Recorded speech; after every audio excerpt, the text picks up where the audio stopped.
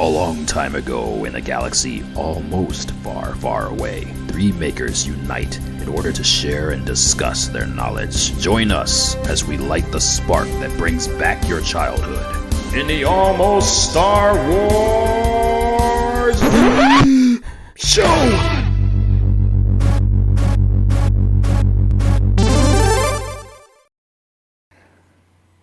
Hey guys, welcome to episode 6 of the Almost Star Wars show. Today, we are featuring a special guest, Mr. Dan Thompson. Everybody knows him as the Junkyard Jedi. Along with us today, we have the usual crew of Ron, the CG artist, and James of the Rebel Base Build. Dan, welcome to the show. Why don't you tell us a little bit about yourself? Well, the best part of myself is I'm retired, and every day is Saturday. So there's anything you want to do when you get up is great. So I worked for the railroad for 41 years, and on the side I built anything and everything. Worked on movie sets, TV shows, built houses, made furniture, just whatever needed to be made. So that's kind of how I got started doing all that. So what led you into getting into the Star Wars builds?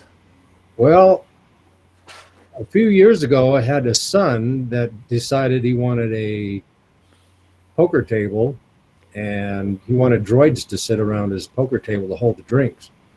Probably heard the story, but it only took us 10 years to figure that part of it out. And, we finally got one operating droid after about 10 years. We started out with, the usual concrete sonotube and a stainless steel mixing bowl, and that didn't quite work, and 2x4 legs. And the astromech.net came about.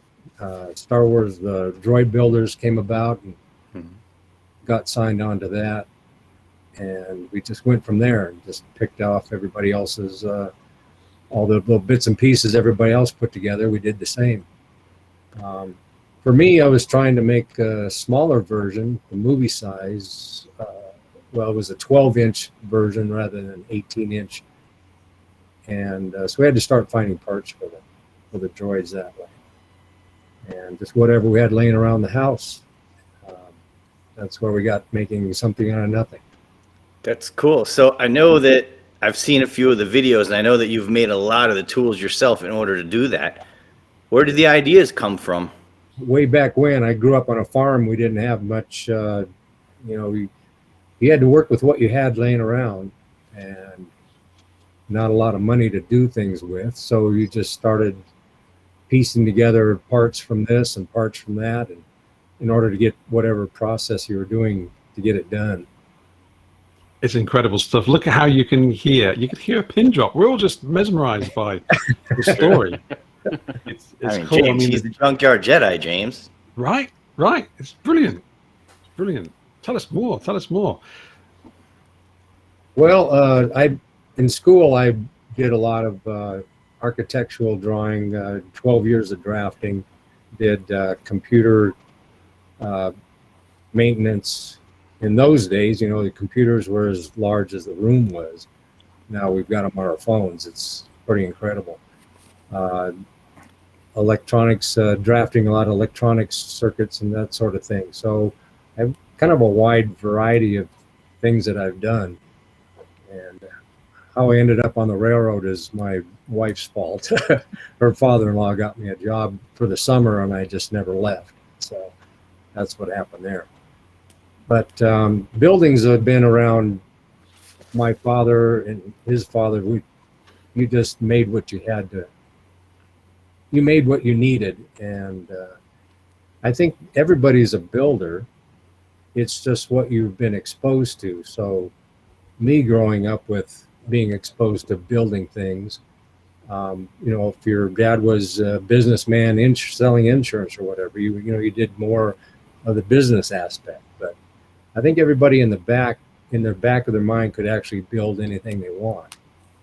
It's just a matter of being exposed to how to do things. And now today with internet, YouTube, videos. Anybody can learn to do anything, I think. So pretty cool. There's no doubt it takes a creative mind. Like, I'm totally mesmerized by the R2D2 rotisserie you put together to get all the lines and all the detail into the side of those panels. Yeah, the actual droid that I've started with, since it's 2/3 size, smaller version, we started out with a sewer pipe. It's a 50-pound PSI water pipe is what it is. And I just tape the plans right to the plastic pipe, Dremel tool with a broken off 3/16 bit that makes a sharp edge for like a router bit. And then I just lay a straight edge on, clamp it down, and then drag the drill bit across the straight edge on the line itself. So there's no measuring and no drawing on the pipe. So it works real easy. The rotisserie part on R2's panels, on the door panels, they're recessed.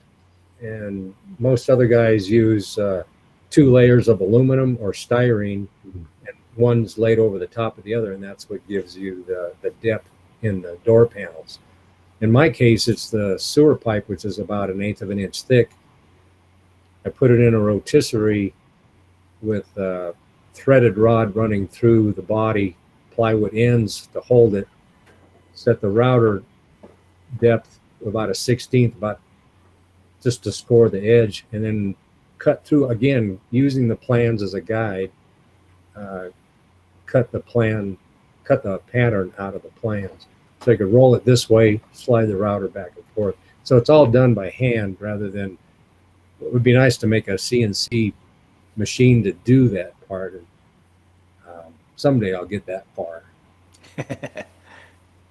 Yeah, I've watched that video several times, that rotisserie. I just keep pausing and trying to figure out how it works and where it's going, and it's just a lot going on there.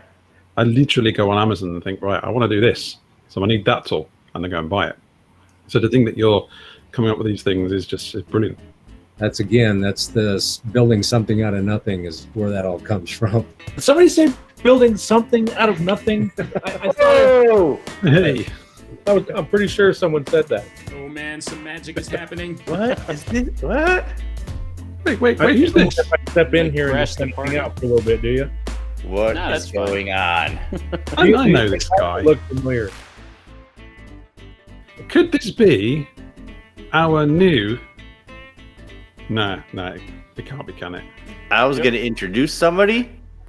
I'm sure you guys all know who he is, Mr. Brian Thompson. He is actually joining our show as the 4th member, Woohoo! starting now. Right now. Welcome, Brian, guys. welcome, Brian. We're mega pleased to have you on board Absolutely. as a regular on our show. It's just fantastic. A long time ago in a galaxy almost far, far away, 3 makers unite in order to share and discuss their knowledge. Join us as we light the spark that brings back your childhood in the Almost Star Wars show!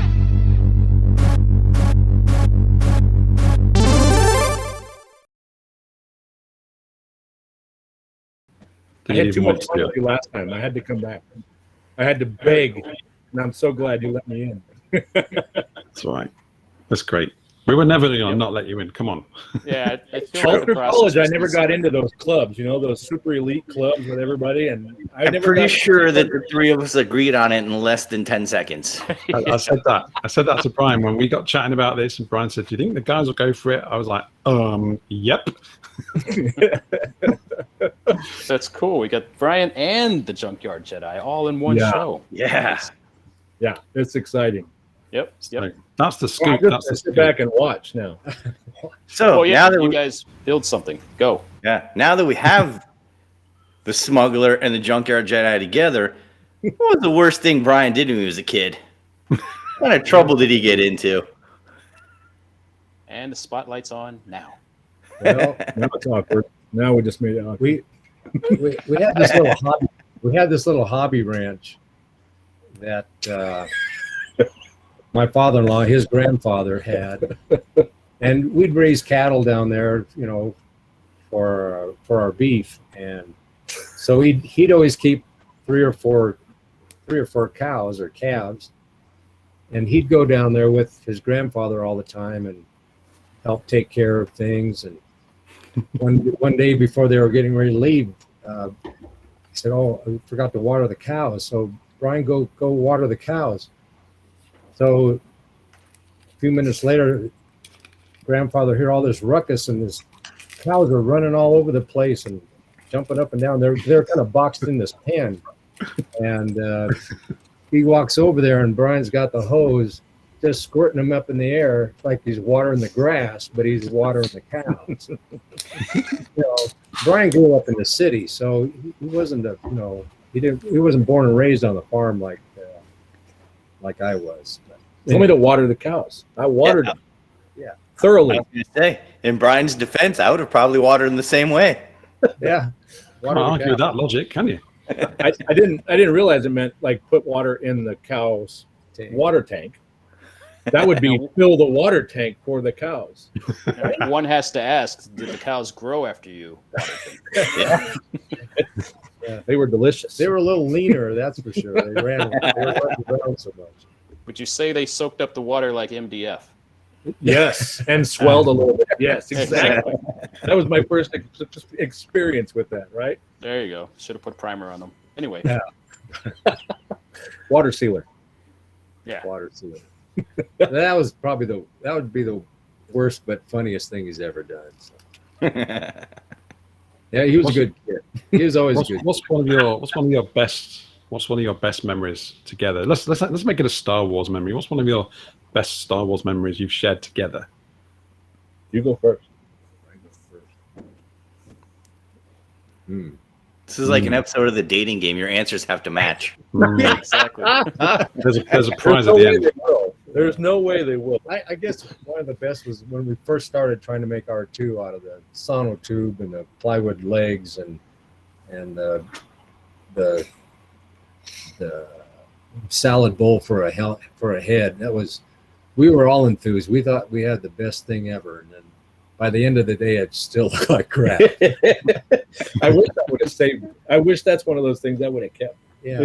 Is the droid, the sonotube droid with the bowl on its head. Yeah. It's great. It never got painted, but it was hilarious. The reason I asked that question was, of course, back in one of my videos, you remember, and I don't go on about this video enough, really, the Falcon video.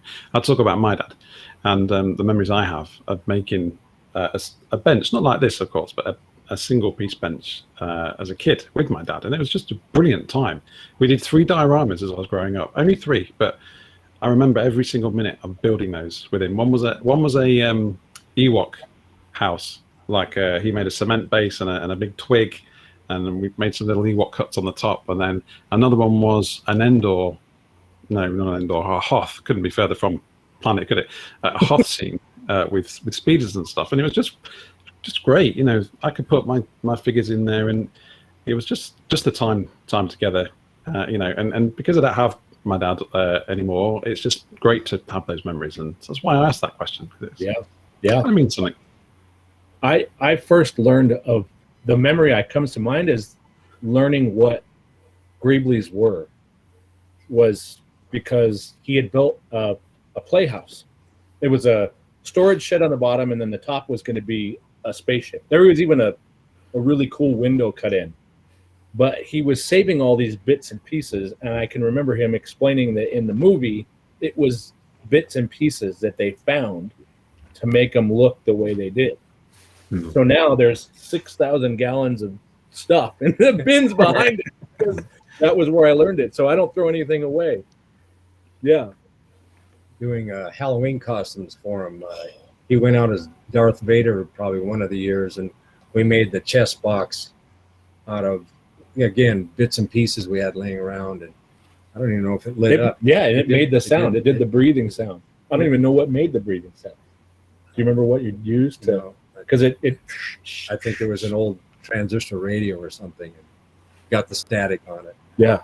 Another thing we made was a lightsaber wand off of a old vacuum cleaner hose from the attachment hose. So we made one of those, glued on windshield wipers on the sides to give it the grips. And That was actually that build was the start of all of this madness. Because that was the first prop I had ever made, was that in a house back in town where I grew up. Actually, the house that he built, designed and built from the ground up, all of it. And then we built that in that shop. Yeah. Good stuff. What's the most unusual thing you've used in one of your builds? well, like our R2 or 2/3 size R2D2s were, again, the water pipe or the sewer pipe. And then in order to find the dome, it's a cake cover. It's the cake topper. It usually has a platter, and then the dome, the clear acrylic dome, fits over your birthday cake, and it has a little knob on the top.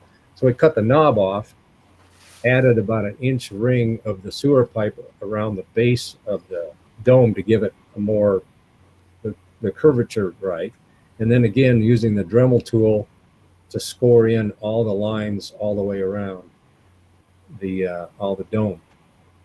One other item we used for the hologram eyes, there's 3 of them on the dome all the way around. They trying to find something that's small enough. This is a different variation, but the ones we started with were the sink hose guide that comes out of your kitchen sink for your sprayer. And that had just the right curvature and the little part that stuck out the side. So that's probably my most favorite greebly of putting on R2 was the sink hose guide piece. Yeah, that's cool. That's awesome. Who did you use? Is Lefty's dome a cake dome, or is that one of the molded ones? It's one of the resin molds from the original. But so that resin mold is made from the cake dome? Yes. Oh, that's awesome.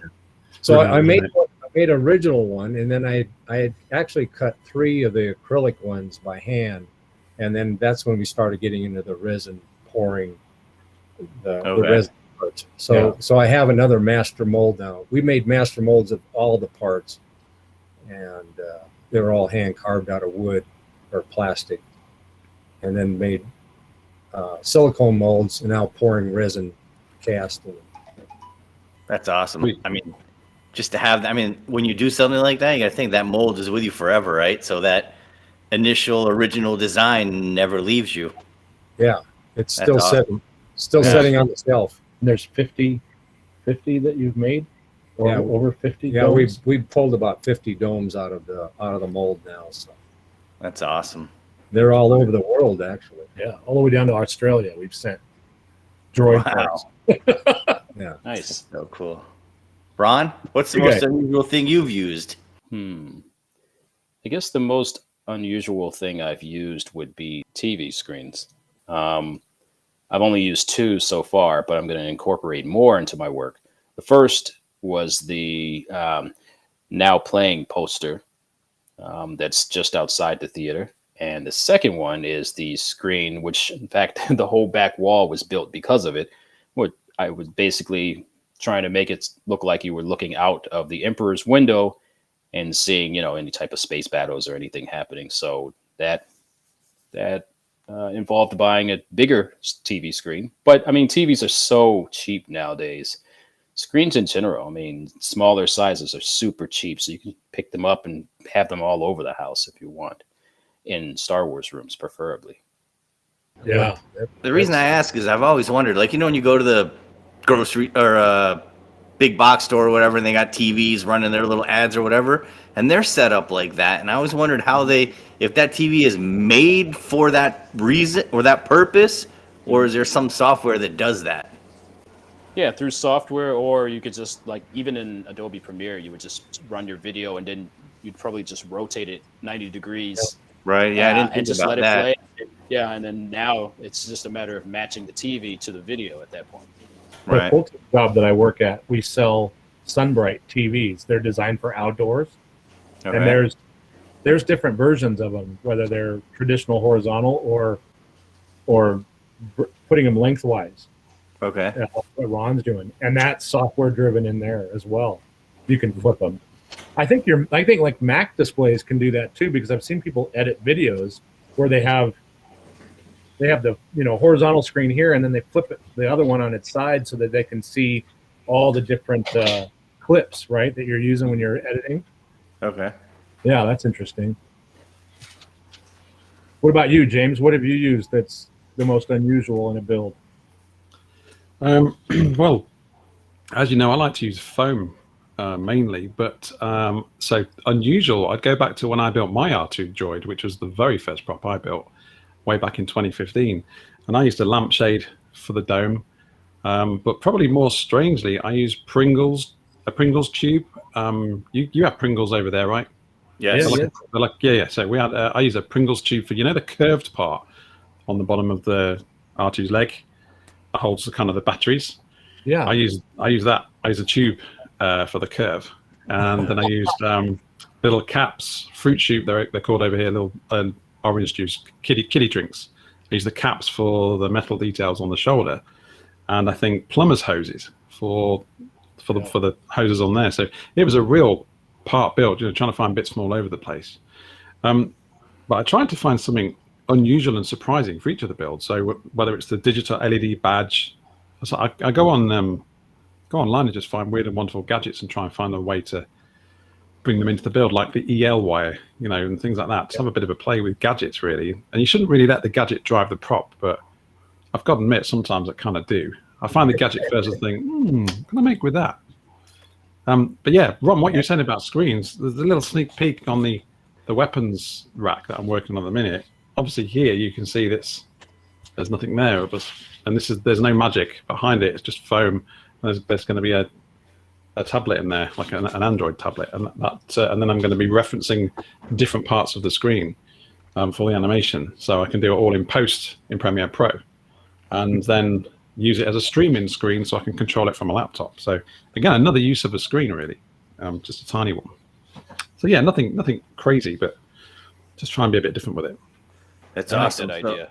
I mean, you guys are way more technology apt than I am, but you know what I've been doing lately? A lot of thrift stores have the old picture frames, like the digital picture frames. Yeah. So I've picked up quite a few of those. I've been playing around with different images and slideshows. And not too long ago, I found one that actually will allow you to play short video clips of about 30 to 60 seconds. Oh, there you go. And then it'll slideshow the video clip. So you'll see it for 60 seconds. It'll slideshow to the next video clip, and so on and so on. So I've been playing around with that, trying to get it into that wall that I'm working on in the shop. And you're finding them pretty cheap, right? Oh, real cheap. I'm talking like anywhere from $3 to $8. And they were hundreds of dollars when they came out. I have. They're literally anywhere from $3 to $8, depending. Thrift stores always run the sales or whatnot, so depending on when you go in there. But even at $8, I mean, two of them I picked up have remote controls. They got USB output. They're ready to go. All you gotta do is plug and play at that point. Awesome. Most of them. The cool thing about them, which I didn't realize, the picture frame part of it is all just plastic. You unscrew it, and then you have nothing but the LCD screen with everything built in. You don't have to hide anything. You don't have to do anything. It's a ready-to-go unit. This is exactly what you do, Dennis. When I watch your videos, you just make things look so simple. You grab all this stuff and chuck it on the desk, and all of a sudden out pops this awesome prop. I'm like, how does he do that? Yeah, sometimes I get lucky. That's how. That's better than what is it? Better to be lucky than good? Isn't that the phrase? Right. Yeah. Sometimes I just get lucky with that stuff. That's cool. Now I got to go look for those things. Yeah. Yeah. I mean, they're pretty common. I mean, I've seen them for a while, and I never thought, like, what am I going to do with it? It's just a picture, a still shot. And then I realized some of them have video capabilities. And really, even with the still shot, if you're putting a slideshow together, like the targeting computer or the display from the Falcon, they're up there for 20 to 30 seconds. It moves on. You get the targeting computer, It's Yep. constantly looping, so Yeah. you don't have to know Arduino, no nothing to drive it. You just literally put some of them run off USB, some of them run off of micro SDs. Just plug the chip in and go. Yeah. Yeah. Perfect. And who's ever So- watching it usually doesn't just sit there and stare at it for 20, 30 minutes anyway. It's Right, just right. running in the background. Yeah. So I don't know. I'm gonna give it a go and see what comes of it. What about I mean, we talked about unusual things. I was just thinking, I used toothpaste, which a lot of people have used for weathering. Yeah. But tea bags. I use tea bags on one of my bags. Oh, Tea bags on my bags. And people use coffee and all that kind of stuff. So what about foodstuffs? I mean, that's something that is used quite a bit to weather props and things, isn't it? I used mustard for a long time as that chipping effect, right? You put a little mustard on there and then spray it, and then take the mustard away. It's cheaper than latex. I mean, there's tons of unusual things. Like when we did the Frog Lady Challenge, Brian featured that on one of his episodes. The container part, all that, I was like, this is no problem, right? I can knock this out in a couple of days. I'm working the whole time in the back of my head. How do you get eggs to float? Yeah. Right? Yeah. I mean, you gotta.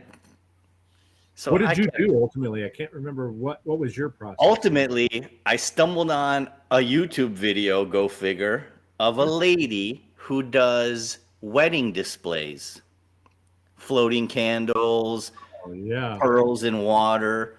So I'm like, that's exactly what I need. How is she doing this? So I'm watching the video, and she's going on and on talking about water beads. The problem I had with the video is she never actually showed you the water bead or what it does. She would already have ready-made, almost like a sales ad more than a how-to. Sure. So I started researching water beads and this and that, and I realized, oh, okay. They're just little dehydrated gel balls. Soak them in water, they rehydrate, and then you layer it. So I would put like a layer of beads, an egg or two, another layer of beads, another egg, so on and so on. And then when you fill it with distilled water, they vanish in the background. Yeah. They take the same colors, they take the same shape as water. Yeah. So you absolutely can't see. I mean, you could clearly look right through it and you see nothing but the eggs floating. Great. I've been eating cheese balls, and I'm about this far yet For the container, yeah. So I'm a ways behind you. The one thing I will warn you about is don't leave it in anywhere where it's hot, man. Those water beads became a mess after the heat got to them. Oh, Yeah. like they melted, or Like they melted, they get an odor. I ended up, it's behind me right now, but it's empty. I ended up dumping everything out of it. So now I just keep beads on the side, and if I need to display it or somebody's coming over, I just refill it. Another tip on water beads. Water beads multiply. Water beads multiply 125 times the package size. Oh, wow. So when I thought 50 is not a lot, right? I need way more than 50 to fill this thing. I ended up with 6 1-gallon bowls of water beads out of a package of 50. They were just growing and growing and growing. Wow. oh my gosh. Yeah, it Don't was feed them after midnight either. Yeah. No, I was like, I didn't know what to do with them, so I kept putting them in grocery bags and just putting a bag in the garbage every Thursday when it was garbage day. I ended up with 6 full 1-gallon bowls of. They probably grow to about a half-inch diameter. Oh, wow. Okay. Yeah. So when they tell you a tablespoon's all you need, believe them. You've just saved a ton of people who are going to go out and do this. When they tell you, hey, a tablespoon is all you need for an 8-ounce glass, believe them. That's all you need. Okay. You know what? I know things were bouncing all over the shop because I would leave them overnight and they would grow out of the bowl. Wow. The teaser for this episode was going to be about introducing, Brian and the Jedi, but it's got to be about the water beads now. It's got to be a public announcement warning. Public service announcement. That's right. So, Brian, I've got a question. Obviously, we were chatting about you joining the show, and I said I would talk to the guys, and it's not my show, it's our show. It's a joint team thing here, and I knew they were going to jump at the chance because obviously, you're the godfather of room builds, and the reasons why we all do this. And we've said that before. And we all had a blast when you joined us. So we had a conversation that was kind of a request, kind of an offer. Don't quite know what it was, but we kind of knew where it's going. So what was it about what we're trying to do here that you liked, and why did you want to come on board? Yeah, it's time is everything, and I think timing is everything as well. And for the longest time on our channel, we've been trying to pump out a new project build every single week, and that occupied a lot of time and didn't leave any time for anything else. And what I found is that I got kind of in a grind, and we stopped being as creative as my wife and I both wanted with the channel. So the first step in this answer is we decided that we were going to do twice a month project releases. And it opened up time for us to work on things, but then to talk about other interests we had and what we wanted to do. My wife's a horror movie fanatic, so she's spending a lot of her time on a Bloody Real podcast with my brother-in-law. And the two of them are heavily involved in that.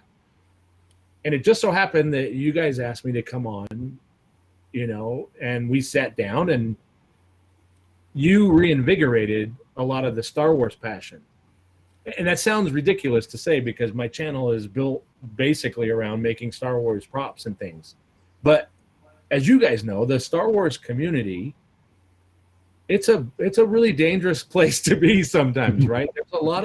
There's so much passion for so many different things.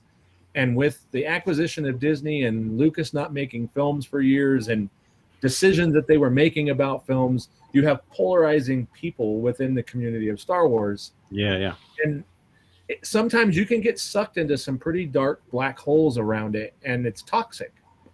Whereas the three of you guys all see things very similar to me, and our conversations in that podcast about prop making and then discussing the movies and where things are going to go. And then James, you and I've talked for a long time, and we bounce ideas off of each other. Overall, a lot of words later, it just feels like the right place to be to help me be creative, and you guys fuel that. And I think it's a lot of fun, right? So it's enjoyable to hang out with other people that are doing the same things you're doing and have the same passion that you have about something. So I thought, well, if there was a chance to audition and I could jump in, I would love to do that, because I think we could be really infectious as a group for all of these other people out here that we've discovered that are making rooms or building props or doing all the things that we're doing right now. So it just seemed like it would be a really great fit. If I absolutely best interview answer ever. Yeah. Yep. Fantastic. No, that's brilliant. You summed it up perfectly. And we've always said, us three have always said that this has just been about really a conversation of us to get together. I mean, we chat all the time. We chat, right. as you now know, being part of our Facebook group message there. We chat all the time, and we fuel each other, and we just talk geek and tools and toys, and there's zero negativity in any of that. It's just all you don't need. It's all about the positivity of being fans of something and builders. And I think that's what we get. I think that's what we hope to try and get across on screen in this podcast, video cast, whatever you want to call it, Star Wars show moving forward. So yeah, that's cool. As I said, we're really pleased to have you with us. Well, thank you guys. Absolutely. I'm excited to be here. I mean, you already know how I feel, right? Bring him along today. Yeah. This was. You already know how I feel about it, right? Because I was fanboy on that last interview we did. So now I get to hang out with you know who all the time. Exactly. No, it's good stuff. The almost Star Wars part of the title and the name of it is perfect, because we've talked a lot about different things today, about the mechanics of making a tool that delivers a prop. But there's all Right. kinds of ingenuity in what we were just discussing on how we could do that. And someone else that maybe doesn't care about droids, which they all should, but even if they don't, it's okay, because now that conversation or that creativity has maybe filled a void or found a way for them to solve their own project problem Right. when they build their Star Trek droids. Absolutely. There are indeed. But that's the thing. That's what you say. That's what the almost part is, you know. Yeah. And we've had conversations about other franchises, and we'll continue to do so.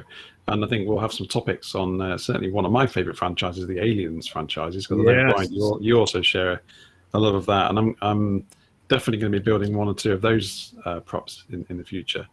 Nice. So, yeah, that's cool. Great stuff. One more question for the Junkyard Jedi from me, really, and it is, other than the mouse droid, what's next? Well, you want to give it away? Sure. This I is a had- scoop, I- guys. I had built a pram for Baby Yoda, and Right. we're trying to figure out how to levitate it. Uh, So that's the big question. So with their Mandalorian builds that they're doing, we wanted Baby Yoda in the pram to follow them around. Like Wow. at the convention, At at the Star convention. Wars Celebration. Celebration or wherever. Yeah. wow. Okay. We Oh, I saw- just thought you meant just generally following you around to the store. Well, yeah, that'd be great, right? Go to the supermarket Right, exactly. in a heartbeat. Been looking into this. I'm working on levitation right now.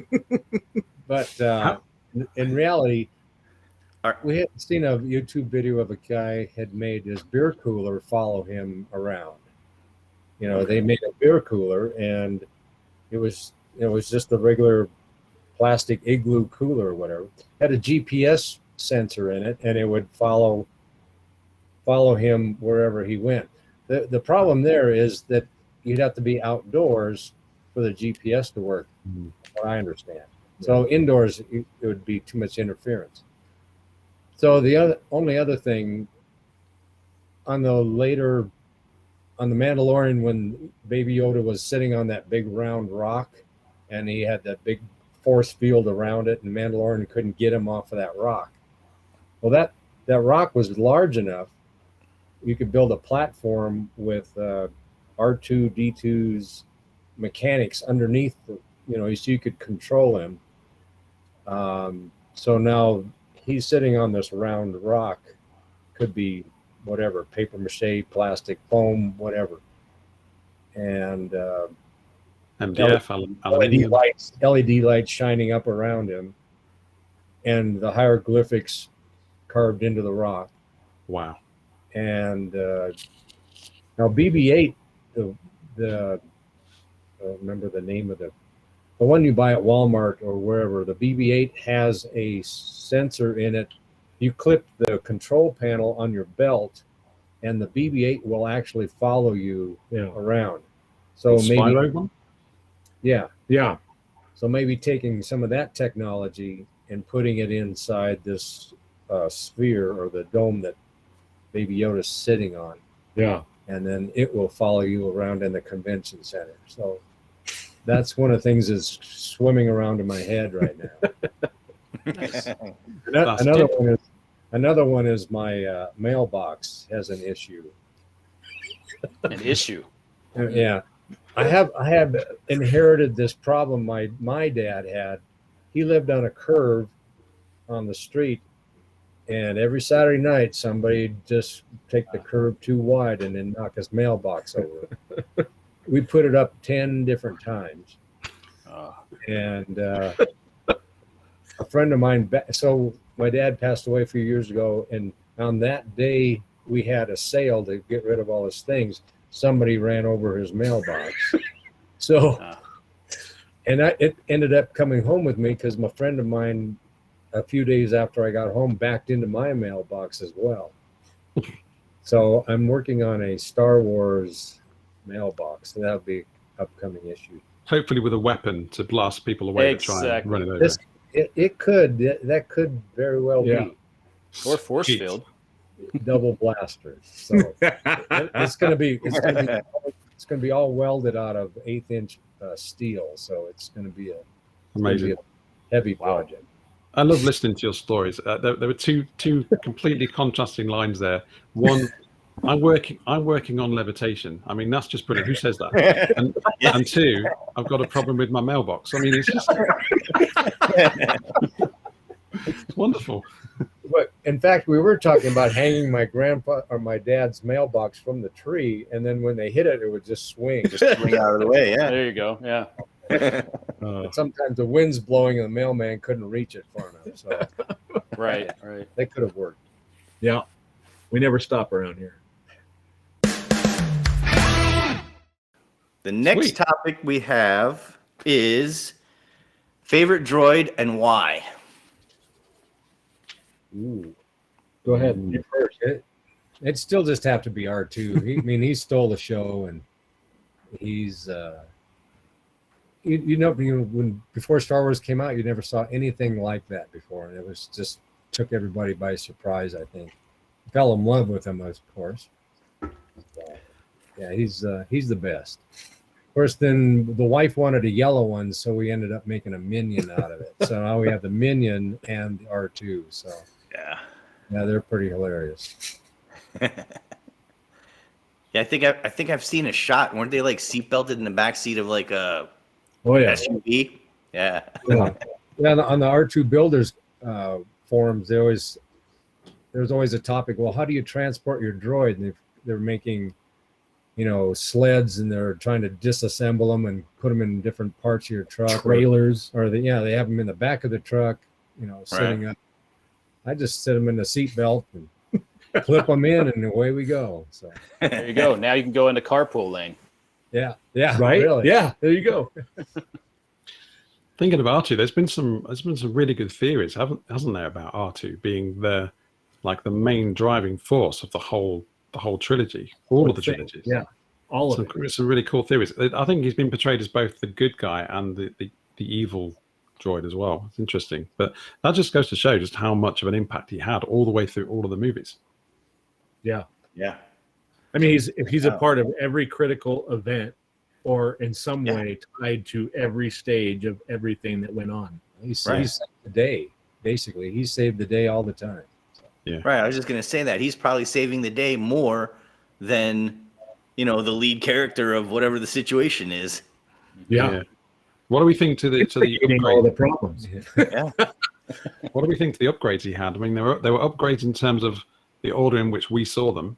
Seeing the rocket boosters but they weren't upgrades in terms of chronology, of course, because that happened before. But what do you guys think of the boosters and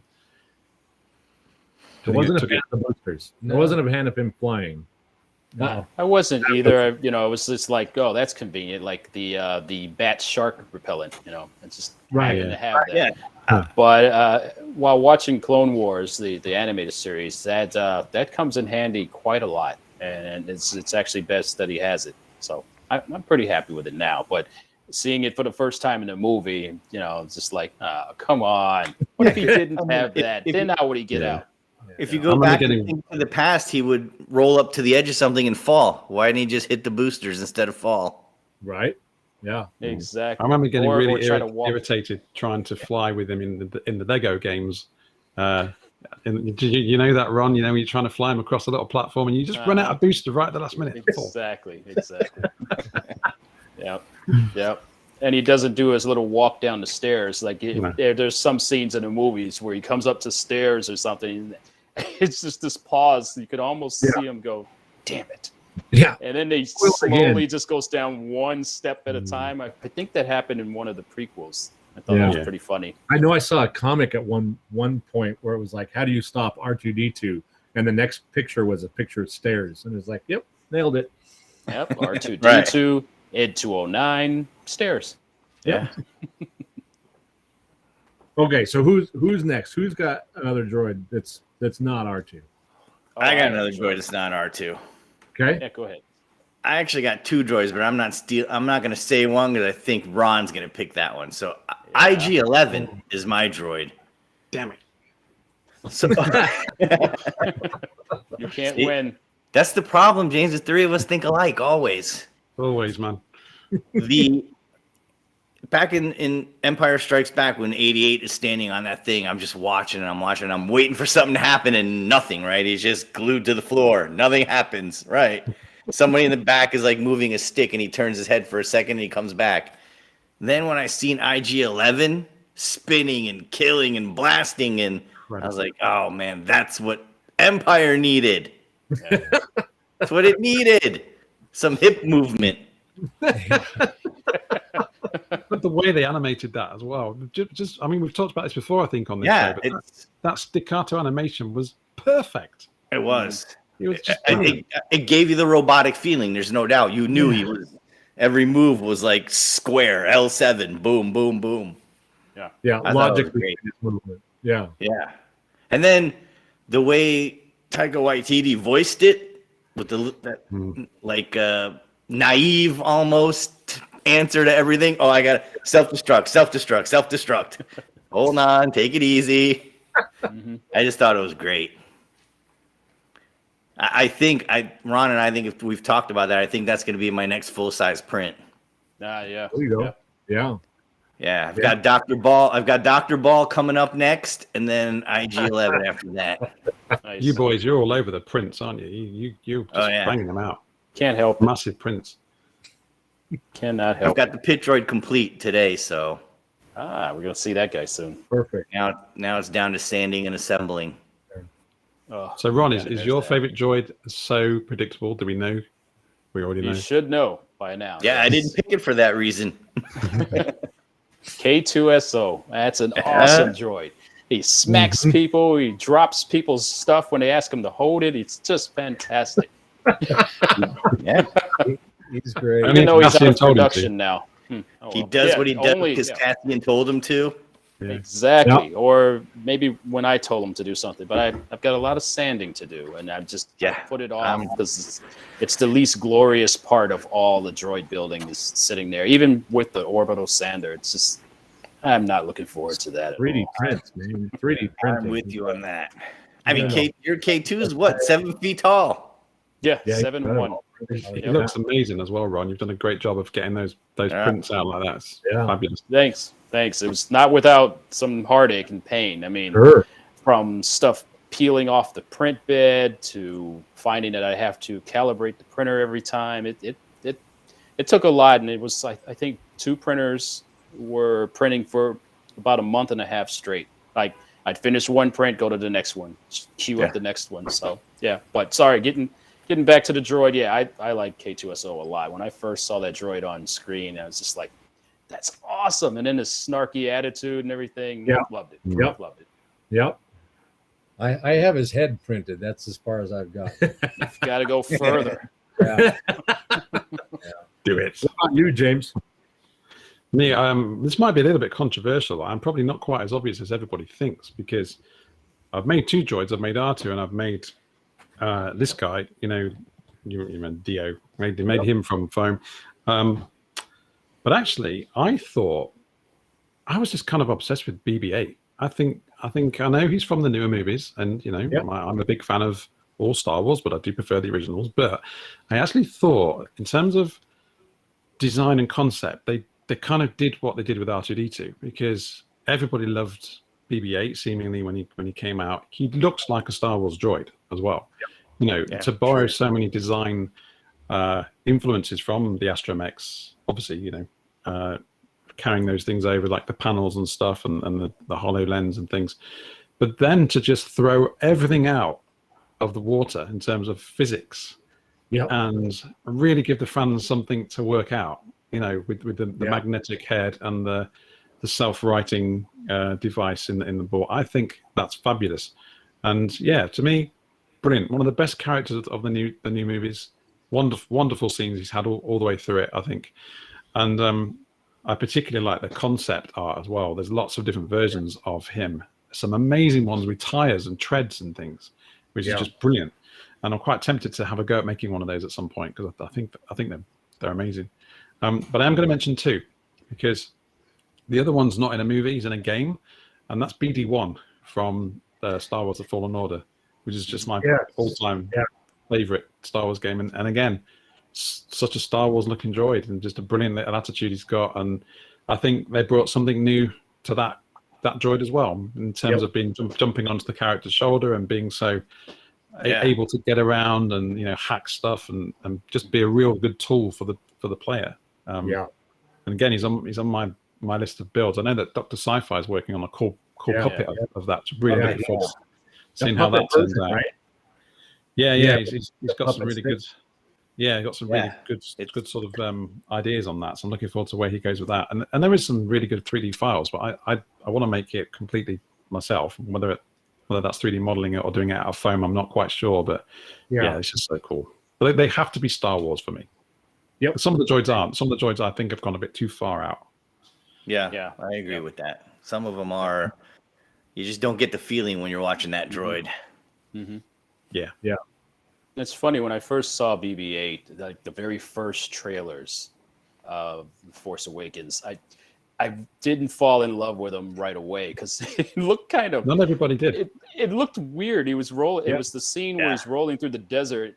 His head's bobbing, and I thought, "What the hell?" Yeah. Right? I'm like, "What? That looks horrible." And then you see the movie, and it's like, "Wow, it worked." You know what's crazy is we were at Star Wars Celebration in Anaheim 2015 when they released the trailer.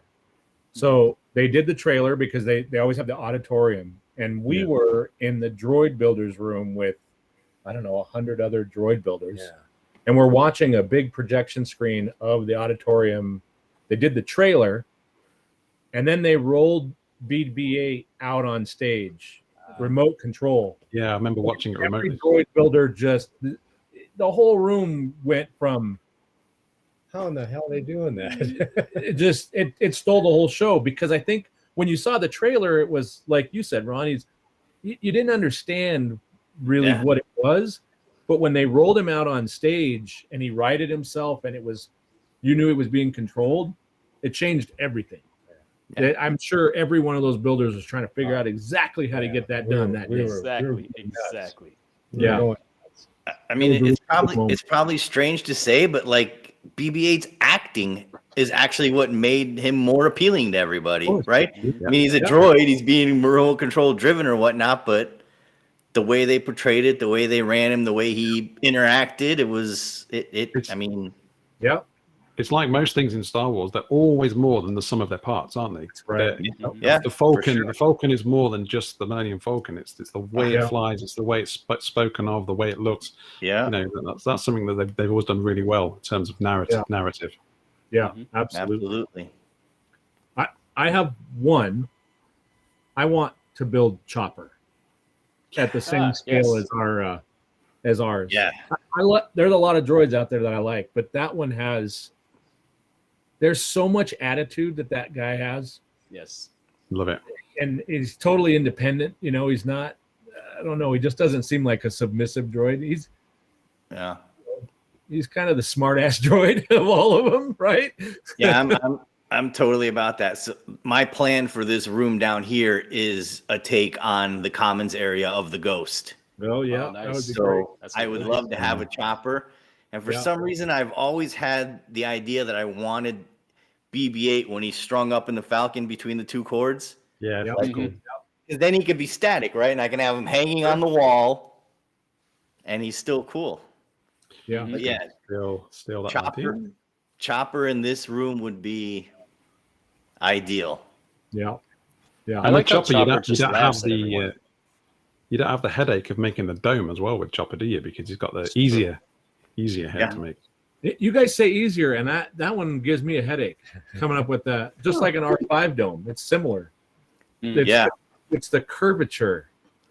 But it can be done with one complete wraparound if you've got a big enough piece of material to start with. A lot of wastage, but yeah, the angle's not too harsh. You could wrap that around on even a wood frame, probably. Yeah, foam. There you go. What's that, James? Foam. But MDF runs through my brain, my veins. That's exactly. That's how. Yeah. Ron knows what I'm talking about. I do. Everything around me is still MDF. It's fun, Brian. It's how, like Dan said, it's how you grow up, right? Yeah. So my main job in the real world, I'm a machinist for General Motors. So everything I do is aluminum, Delrin, or wood, right? Because I work in a prototype shop, so everything is either faked or made close enough to get them, to go to production. That's so it's aluminium to our UK viewers. There Aluminium. you go. Yeah, aluminium. It's a natural thing for me to use that material in everything I build. And you gravitate towards foam, James, and then what would you gravitate towards? What is it? Plywood? Wood always, yeah. Any kind of wood, for that matter. Wouldn't matter what kind of wood. Yeah. MDF is a new thing. We didn't, this is Right. MDF, Yeah. a new product. Yeah, the thing I like about MDF is you don't have to worry about bowing and going in the aisle and looking straight down the 2x4 to make sure it's not twisted. Yeah. Or having to use a joint. Right. You don't have to use a joiner or Trying to hide a knot on a smooth wall. Yeah, exactly. That's why I gravitated towards it. Plus, wood and grain. and it's soft. It's easy. I mean, cutting it is just super easy. Now, James, your bench that you're sitting on is literally foam all the way through, right? There's no wood frame. This is 100% foam. The bit I'm sitting on, this piece here, is all foam. 3 skins, honeycomb style structure underneath the seats, which I didn't really get into the video, to be honest, because I was just so fed up of editing it. The only wooden bit really is the sort of quarter circle piece behind me that this sits against, because all of that, as I've said before, is all going to be it's just foam cutouts at the minute. That's all going to be worked on soon. But yeah, this is completely foam, and I've got to say, I sit on this most of the time for these podcasts. I think I've sat in my office chair once in front of it because, it's a little bit more comfortable than a nice office chair, but it's taking some weight right now, Yeah. And the other day I was in here with my kids. I've got 3 kids, but two of the young ones are still here, 7-year-old and a 2-year-old, and they were climbing all over this thing. We were peeling paper off of this insulation foam board because I wanted some XPS foam to build some props, and I thought I did a great job for the kiddies. Pull the paper off the front; they loved it. It was great fun, but they were climbing all over it, and I was thinking, I mean, when I sit on it, I just sit still. I'm aware. Yeah. But they were all over it, and I was like, very proud of them, but maybe just a little bit prouder of the bench. Good that it's holding up. That's a good test. Mm-hmm. Thanks. Well, coming from the Junkyard Jedi, I'll take that. I'm going to frame those words. I'm going to rewatch this piece, and thanks. Like an inspirational poster. Totally. Yeah, that's what I was thinking, right? An inspirational poster, Junkyard Jedi, the words underneath. I have used MDF before, but I know I want to use more of it because I loved it when I used it on the crate build. You're so right. Everything you've said about it, you're so right. It's smooth, it's clean, it's beautiful to cut. It's addictive, really, to use it. It's funny. I want to use foam, so. Yeah, I was going to say the same thing. So that wall in the shop that I'm kind of trying to do like a backdrop for when I do the videos or whatnot. It's so echoey in there. So James suggested if I use foam, it'll cut a lot of that down. Yep. So I've been playing around with cutting panels and stuff for that out of foam. Yeah. Paints really well. You can make it, look like almost anything. And there are people out there that are way, way more advanced in their use of foam than I am. I mean, SKS Props, he does amazing stuff finishing the foam off to look like different things. And Odin, and Brian, you've done some awesome things with those shields you made, But so foam is so versatile. It really is. But it's not the easiest thing in the world to work with. I wouldn't say it's the easiest thing. It's kind of practical because you can do it in a desk in a room. There's hardly any mess to it. And the only tool you need is a Stanley knife or a box cutter, whatever you want to call that. Mm-hmm. As soon as you introduce something like MDF, it's out into the garage to work with my jigsaw, and all that dust and all that. It's a mess. It's a messy product, and it's heavy. Yeah. It's very heavy. Yeah, it's holding up my house right now. There's so much of it in the basement. Well, I use the foam on our bench. That's all of my pads and everything were made out of foam. Yeah. Right. Yeah, I like the combination of it for sure. It worked really well, and it's fairly comfortable. I mean, people are always asking if it's comfortable to sit on. And yeah, I agree. This is comfortable, but it's not a settee, a sofa. It's not like a it's not like a comfy chair. It's a bench, right? And it's like sitting in a booth at a restaurant is how I that's how I equate it to it, right? Yeah. You know? Good enough for a game of hollow chess, and there you go. Yeah, maybe learning that your planet's been destroyed while somebody else is complaining about one guy dying, but all good.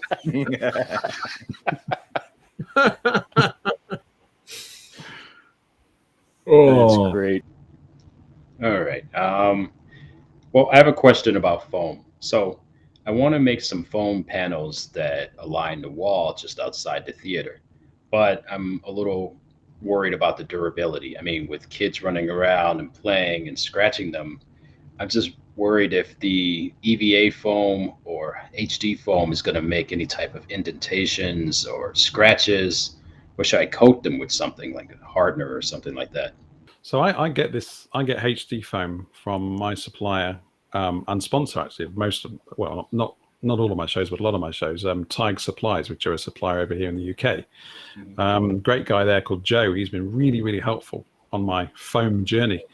Although we call it EVA foam, it's not all EVA foam. I don't know the ins and outs of it, but this stuff I think isn't actually EVA foam. It's a different formula.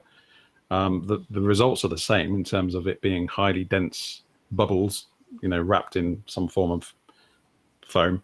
But indentation, you can leave an indentation on it. If I leave something on the bench for a while, like I had my shuttle Tidarium on here, I just put it on here the other day, and I moved it, and then where the little legs were, there were some clear indents, but they pop out after about 5 or 10 minutes. They just rights itself. Whereas on XPS foam, I think once you've damaged it, you've damaged it. yeah. Okay. And but there are so many different levels of density on EVA foam, and I think the stuff you get on the floor mats that click together in your gym, they're really low density and very spongy. And then there's the high density stuff. So this is all 80 to 100 kilogram HD foam. So that means really, really quite dense. So that would be the best stuff you want to put on your wall, really, because it would take a good bashing. And Nice. And I use a primer, just a normal spray primer, and then I use like a plastic dip. This is just a plastic dip tan. Good few coats of that straight on the top, and it's holding up to being rubbed and sitting on and all those things. Some people have suggested I spray it with something else like a hardener, which I might do. Right. Now right now it's fine. It's doing all right. Yeah. I forgot about plastic dip. That'll give it kind of a shell as well, right? Rather than a hardener. Yeah, like a rubber. And it doesn't peel off. I mean, I know you can peel plastic dip, but I would imagine it'd be quite difficult to peel off of foam since it's seeping into the tiny.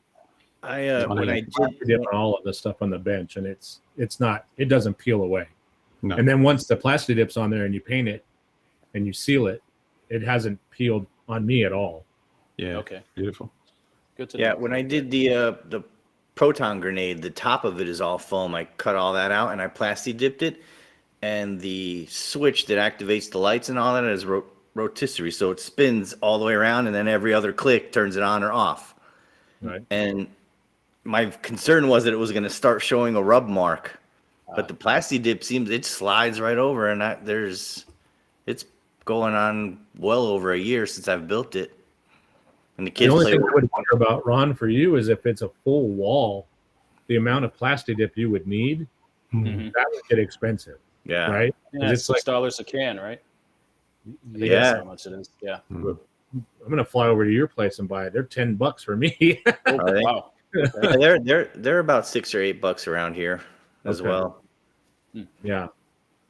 Yeah, it's a smaller wall, but still, I plan to do a whole bunch of paneling and overlapping, similar to what you do, Brian. And then I want to plastic dip the whole thing, then make it a little bit more durable. Right. I've got a question for you, Brian. Yeah. And we'll be able to do this all the time now since you're a regular member. Yeah, you're on. You're in. Grill So him. you seem to just be able to pick up any material and make it look like you've been doing it for bloody ages. How do you do that? Well, thank you. I don't feel that way ever. Anytime I grab something, it feels like new territory. We've been building this Rancor pit and cutting rock out of XPS foam. It's terrifying. I don't know. I'm always stressed out about it, but I think there are commonalities in building that translate across, right? There are just certain techniques that once you learn, you can apply that to something else. But I think if there's a reason why I feel like I can do it, it's because I've watched him do it my whole life. He grabs a piece of something and puts it together. He has a, I don't want to ruin, when is this video coming out? But probably another. We can schedule it around. No, it's fine. No, we've got a mouse droid that he built that we're going to be putting up here in a couple of weeks. Awesome. And he needed a spacer for the Arduino piece, right? To separate the Arduino off of. Yeah, so I, of course, went to the tough. big box store and looking for bits and pieces and found a mud ring. It's a electrical box cutout, mounted the call it the breaker box, the grounding strips in there. Anyway, so I mounted those in there and then put a cover, outlet cover over the top of it. Well, then those screws are sticking up, and you don't want to put your Arduino right on top of the screws. Could short things out. So I had to come up with these spacers, and I'm looking around in all the little drawers I have. And years ago, I had a power hammer. You put a 22 shell, a blank in this hammer, and there's a nail. You slide the nail in on the other end. Well, the nail is held in by this rubber corrugated. Yeah. Like the star-shaped ones. Yeah. Yeah. I know exactly what you're talking about. Hit the back of the hammer, it shoots that nail into the concrete. Right. So I had some of those laying around. the orange pieces. Yeah. Those, I know exactly what you're talking about. yeah. He pulled them off the nail and used them as spacers to hold the Arduino above. Yeah. So like it's that kind of mentality that whenever I face a new product or a new material that we're going to do something with, I've seen that kind of thing all my life. So it's like second nature. Well, I don't have something, so I'll take a sink fitting and put it on my droid, right? I don't know if that answers the question, James. That's how my mind goes to it. And if you don't know what you're doing to begin with, by the time you get through your project, you've already figured out how it works, or you're not going to use it again. Either way. But it's just diving in and figuring out what works and what doesn't work. Absolutely. I think there's also an opportunity when you edit the video to decide whether or not you want like a clean cut all the way through, or whether you want to show some of your mistakes. And I've done both. I've done it where I've had a real bad time making something, but when you've watched it back, it's like, oh yeah, this guy knows what he's doing. He didn't have any problems at all. You need to look in the deleted files bit. Do you know what I mean? It's like way my different. wife edits the videos, so she doesn't leave anything out. So if I make a mistake and I recorded it, it's going up. And that's what makes it good. That's what makes it good. Yeah, those learning I have a curves. swear jar, so that's filled up every time I make a video. Don't they say there's no bad movies, only bad editing? That's right. There you go. Yeah, absolutely. And there's also a pile of material on the side of my house by the trash cans of all the failed projects that were painted and hot glued together from the basement. So mistakes were made. So quick, everyone, run over to Brian's place and dig through the trash. You're going to find some goodies there. You don't throw anything away. You still go back out to the trash heap and say, oh, I can still use this part for something else. Yeah, you have to do that. Yeah. Mm-hmm. Don't throw anything away. Dennis, Ron, with your MDF, I just wanted to talk about your MDF skills and the fact that you did a lot of stuff with the CNC. Do I remember rightly that you upgraded yours and made it even bigger to do the job you wanted it to do?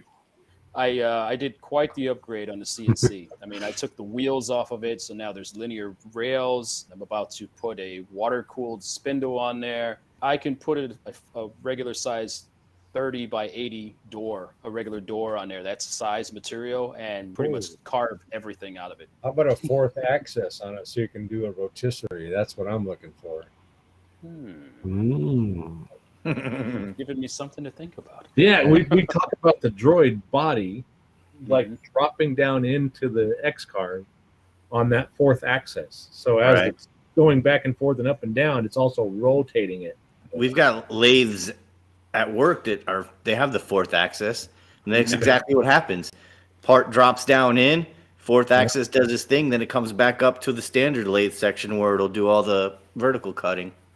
Yeah, I was going to say the same thing at the college where I work in London. They where we show the learners how to do this stuff. They have a four axis CNC. It's amazing to watch that do its thing. Because I was wanting it's not that big. Get rid of the X and just use the Y for the straight cuts and the X roll it. So X roll it. I wouldn't need a fourth one. You just need the three. Yeah, you would need a 3-axis to where your Z, for example, would be a roll rather than an up-down motion.